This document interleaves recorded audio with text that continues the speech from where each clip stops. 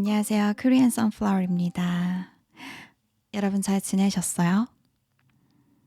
이렇게 카메라 앞에서 팟캐스트 하는 거 처음인데 어색하지만 카메라가 없는 것처럼 이야기해 보겠습니다.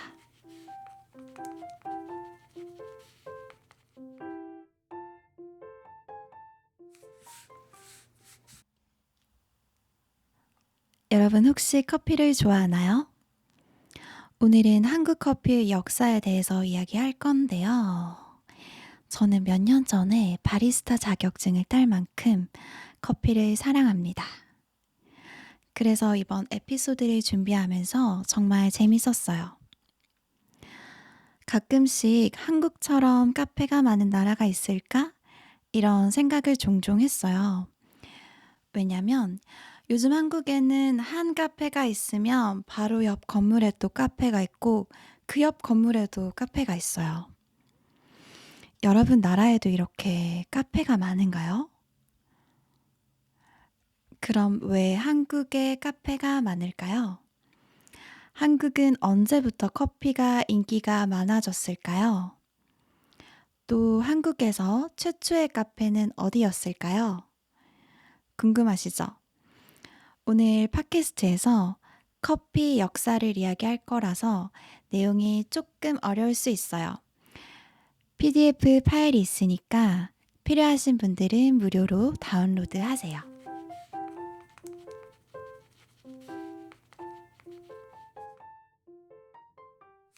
이제부터 내용이 조금 어려워지니까 집중하셔야 돼요. 한국 사람들은 언제부터 커피를 마셨을까? 한국에서 누가 커피를 처음 마셨을까요? 정말 궁금하죠? 고종 황제가 한국에서 커피를 최초로 마신 사람으로 알려져 있었습니다. 고종 황제는 조선시대의 왕이었습니다. 한국 사람들은 고종을 커피를 정말 사랑했던 왕으로 기억하고 있어요. 고종의 커피 사랑을 소재로 한 가비라는 한국 영화도 있습니다. 이 시대에 많은 비극적인 사건이 있었는데요. 그 중 하나가 일본군이 조선의 왕비인 명성황후를 살해한 사건입니다. 한국 사람이라면 모두 알고 있는 가슴 아픈 역사입니다. 왕비가 살해를 당했으니까 왕인 고종황제도 당연히 위협을 느꼈겠죠. 그래서 그 이후에 고종황제는 러시아 공사관에서 지내게 됩니다. 예전에는 고종황제가 러시아 공사관에서 아마 처음으로 커피를 마셨을 거야 라는 추측이 있었어요. 그런데 조선 고요한 아침의 나라라는 책이 알려졌습니다. 이 책은 미국인 외교관이었던 퍼시벌 로엘이 썼는데요. 책에서 이런 구절이 나옵니다. 1884년 1월 우리는 슬리핑 웨이브라는 별장에서 당시 조선에서 유행했던 커피를 마셨다. 자, 정리를 하면 고종이 러시아 공사관에 1896년에 갔어요. 근데 이 책에서는 퍼시벌 로엘이 1884년에 조선에서 커피를 마셨다고 하네요. 그것도 커피가 유행했다고 합니다. 이 기록을 통해서 고종이 가기 전부터 궁중에서는 커피를 마셨다고 볼 수 있겠네요. 그렇죠? 그런데 제가 자료를 조사하면서 퍼시벌 로엘이라는 사람을 알게 되었는데 이 사람이 사진기를 가지고 조선에 온 최초의 외국인이라고 합니다. 네, 어쨌든 한국 사람들이 언제 처음으로 커피를 마셨는지에 대한 사실은 더 연구를 해봐야 한다고 합니다. 하지만 1880년쯤에 조선에서는 이미 소수의 사람들이 커피를 마신 것으로 보이네요.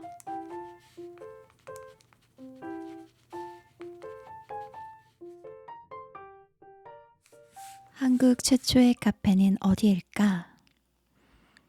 그럼 한국에서 최초의 카페는 언제 생겼을까요? 바로 손탁 호텔이라고 알려져 있습니다. 이 호텔은 손탁이라는 독일인이 경영했다고 합니다. 사실 조선시대에 외국인이 많지 않았을 텐데, 왜 독일인이 호텔을 경영했을까요? 궁금하지 않으세요? 저도 그 부분이 참 궁금했는데요. 이게 또 고종 황제랑 연관이 있더라고요. 당시에 궁중에서 음식을 만드는 사람이 커피에 아편을 넣어서 고종을 독살하려고 했던 사건이 있었어요. 아편을 엄청 많이 먹으면 죽을 수도 있는데 고종한테 원한이 있었던 사람이 그 일을 꾸몄다고 합니다. 커피가 검은색이고 맛도 쓰잖아요. 그래서 거기에 아편을 엄청 많이 넣은 거죠. 그날 고종은 뭔가 이상함을 느끼고 다행히 그 커피를 마시지 않았는데 고종의 아들이었던 순종이 그 커피를 마셨습니다. 다행히 살았지만 치아가 거의 다 빠졌어요. 당연히 고종은 그 뒤로부터 사람을 믿기가 힘들었겠죠. 그런 일이 있었으니까. 그 뒤로부터 고종은 서양 선교사들의 음식만 먹었는데요. 그 책임자가 바로 손탁이었다고 합니다. 손탁이 아까 말한 그 독일인이에요. 고종은 손탁의 능력을 높게 평가해서 땅과 집을 주었다고 합니다. 사실 이 당시에 한 나라의 왕이 외국인에게 땅과 집을 주는 게 정말 쉽지 않잖아요. 이뿐만 아니라 손탁은 프랑스어, 독일어, 러시아, 영어까지 할 수 있는 중요한 외교관이기도 했습니다. 그 당시 조선에서 외교관들이 머물 호텔이 필요했는데요. 이미 손탁은 외교에 중요한 역할을 했으니까 정부는 손탁에게 호텔 경영을 맡기기로 했습니다. 손탁 호텔은 1층은 호텔 객실, 2층은 카페 및 식당이었다고 알려져 있어요. 이 호텔은 외교관들이 머물 수 있고 커피를 마시면서 국제 문제도 이야기하는 장소였습니다. 와, 그러니까 손탁 호텔이 최초의 한국 카페일 뿐만 아니라 상징적인 장소이기도 했네요.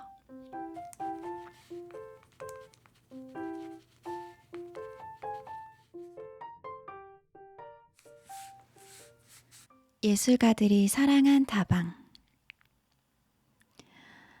혹시 한국에서 백다방이라는 프랜차이즈 카페를 본 적이 있어요? 또 스타벅스는 별다방이라고 불리기도 합니다. 그럼 다방은 무슨 뜻일까요? 현재 한국에서 다방이 거의 사라졌지만 과거에는 커피나 차를 마시는 공간을 다방이라고 했습니다. 1910년 일제강점기에 일본인들이 조선에서 다방을 열기 시작했습니다. 그러다가 한국인도 1927년에 다방을 열었어요. 이경손 영화감독이 카카두라는 다방을 열었다고 하네요.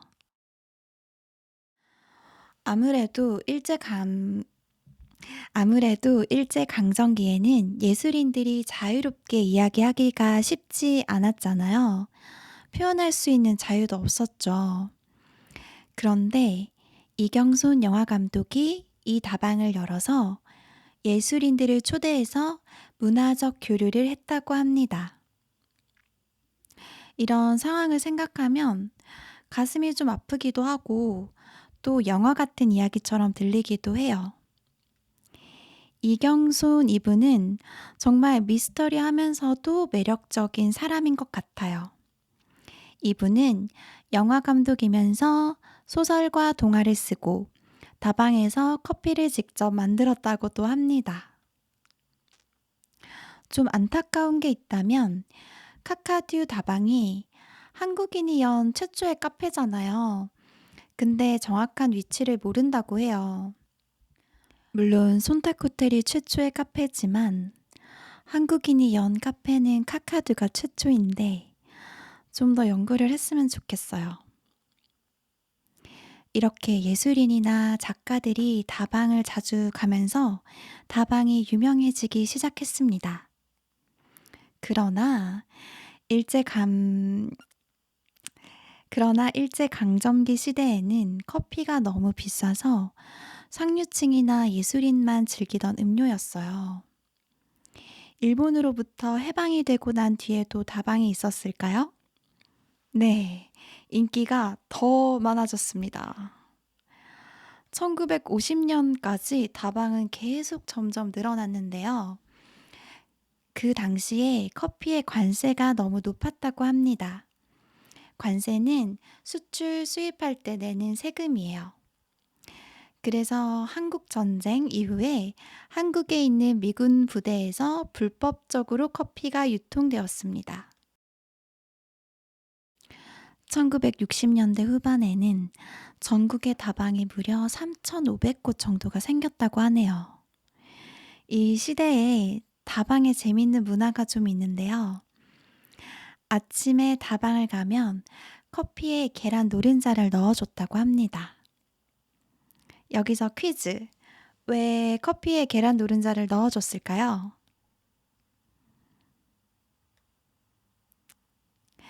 아침에 커피만 마시면 좀 속이 쓰릴 수도 있잖아요. 속이 쓰리다는 게 위가 아프다 이런 뜻이에요. 그래서 커피에 계란 노른자를 넣어서 팔았다고 합니다. 맛이 있었을까요? 또 1960년대에는 대학가 중심으로 다방이 생기면서 다방에 음악 감상실이 들어왔다고 해요. 이제 다방에서 커피도 마실 수 있지만 최신 유행하는 팝송이나 국내 가요도 들을 수 있는 거죠. 이렇게 다방의 인기는 더 많아졌지만 커피 가격은 여전히 비쌌다고 합니다.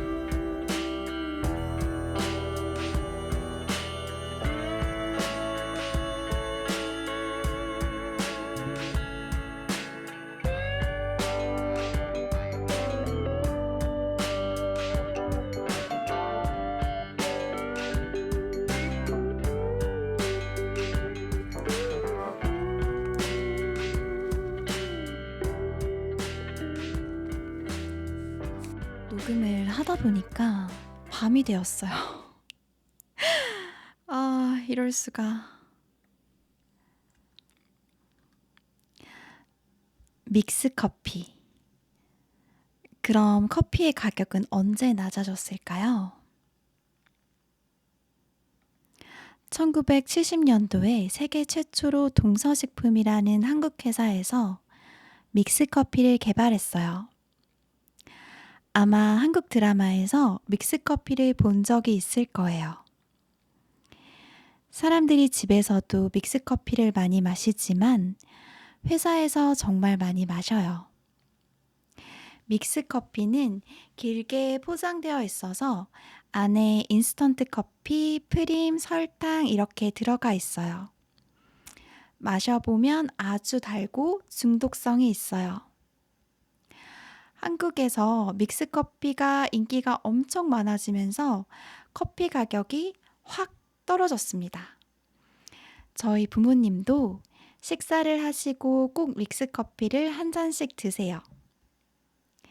믹스 커피가 한국을 빛낸 발명품에 뽑히기도 했어요. 2017년에 한국인들에게 가장 위대하게 생각하는 발명품이 무엇인지 물었는데요. 1위가 훈민정음, 세종대왕이 만든 한글이죠. 그리고 5위가 바로 믹스커피라고 합니다.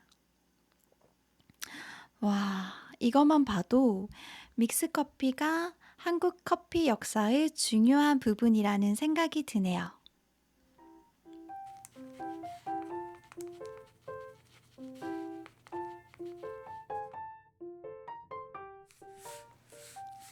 한국은 카페 천국. 여러분, 이제 현대로 넘어와 볼까요? 한국에 언제부터 카페가 이렇게 많아졌을까요? 한국의 카페들은 1980년대쯤에 생겨나기 시작했어요.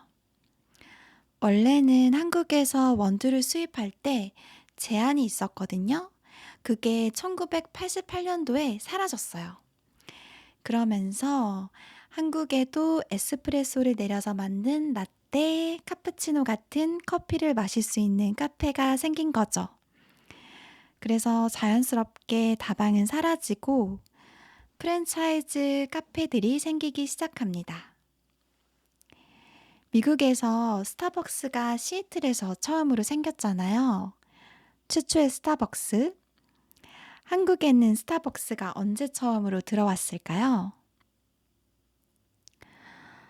1999년에 이화여대에 스타벅스가 처음으로 들어왔다고 합니다. 처음에는 프랜차이즈 카페가 인기가 많아지고 점점 개인 카페도 많이 생겨납니다. 한국 사람들이 커피에 대한 지식이 늘어가고 카페에서 지내는 것을 좋아하니까 더 다양한 카페가 생기는 거죠. 카페는 이제 단순하게 커피를 파는 공간이 아니라 일하고 공부하고 사람과 소통하는 문화적인 공간이라고 볼 수 있어요. 그런 면에서 최초의 한국 다방이었던 카카두가 떠오르네요. 자, 오늘 이렇게 한국 커피의 역사에 대해서 이야기해봤는데요. 여러분의 나라는 어떤 커피의 역사와 문화를 가지고 있나요? 댓글로 말해주시면 감사하겠습니다. 그럼 다음 팟캐스트에서 또 만나요.